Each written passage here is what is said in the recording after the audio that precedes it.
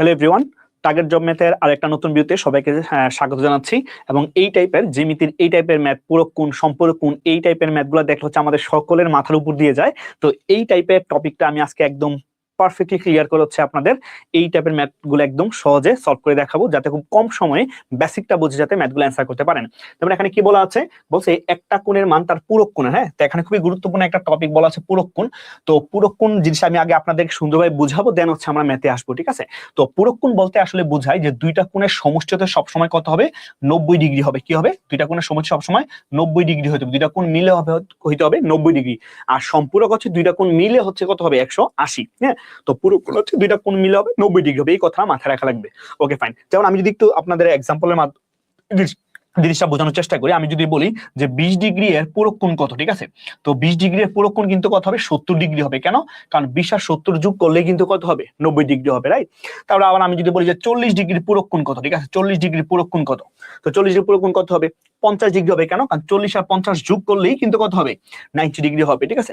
বা আমি যদি বলি যে 1 ডিগ্রির পূরক কোণ কত, 1 ডিগ্রির পূরক কোণ কত, সেটা কত হবে, 89 ডিগ্রি হবে, ঠিক না? কেন 89 ডিগ্রি হবে? কারণ যে 89 আর 1 যোগ করলেই কিন্তু কি হবে, সেটা বলতো 90 ডিগ্রি হবে, ঠিক আছে?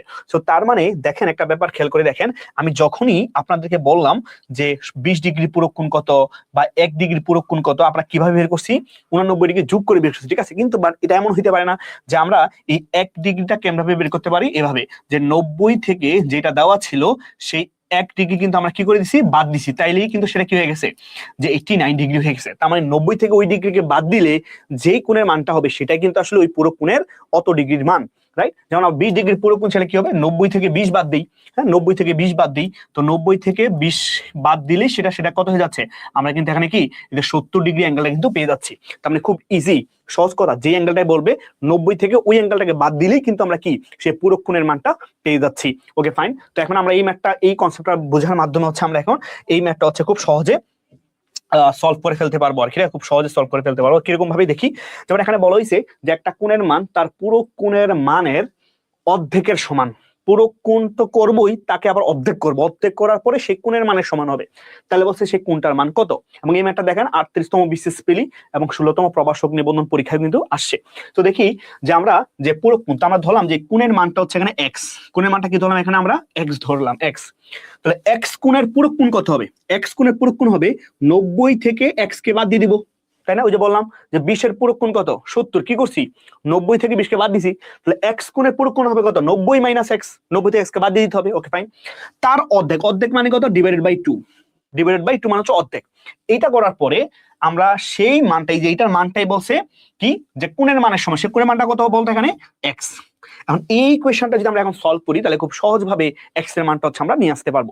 তাহলে এখানে এক্স এর মানটা আমরা ফাইন্ড আউট করি। আমরা যদি এখানে ক্রস গুণ করি বা আর গুণ করি, তাহলে 90 মাইনাস দিয়ে আর এক্স নিচে এখানে মনে মনে 1 আছে, তো 1 দিয়ে গুণ করলে হবে 90 মাইনাস এক্স।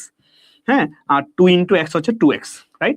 পরে আমরা একটা কাজ করতে পারি যে 90 কে আমরা এক পাশে রেখে এক্স কে পাশে নিয়ে যাই, ঠিক আছে? তো 2x মাইনাস এক্স, তাহলে 2x প্লাস এক্স। হ্যাঁ, তো 2x প্লাস এক্স মানে কত, 3x, 3x সমান হচ্ছে 90 ডিগ্রি।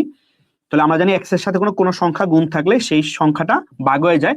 তো 90 কে যদি আমরা 3 দিয়ে ভাগ করি, তাহলে 3 30 হচ্ছে 90, যেটা আসলে কত, 30 ডিগ্রি, রাইট? তার মানে এখানে কিন্তু আসলে এক্স এর মান কত আসলো, এক্স এর মান 30 ডিগ্রি আসলো, রাইট? তার মানে এইটাই কিন্তু আসলে আমার কি, যে এক্স এর মান, এমন কোণের মানটাই আসলে কি বোঝাচ্ছে, এখানে 30 ডিগ্রি বোঝাচ্ছে। ক্লিয়ার? সো আশা করি বেসিকটা বুঝছি, এবং বেসিকটা বুঝে খুব কম সময়ের মাধ্যমে হচ্ছে আমরা রেগুলার অ্যান্সার দিয়ে ফেলতে পারবো।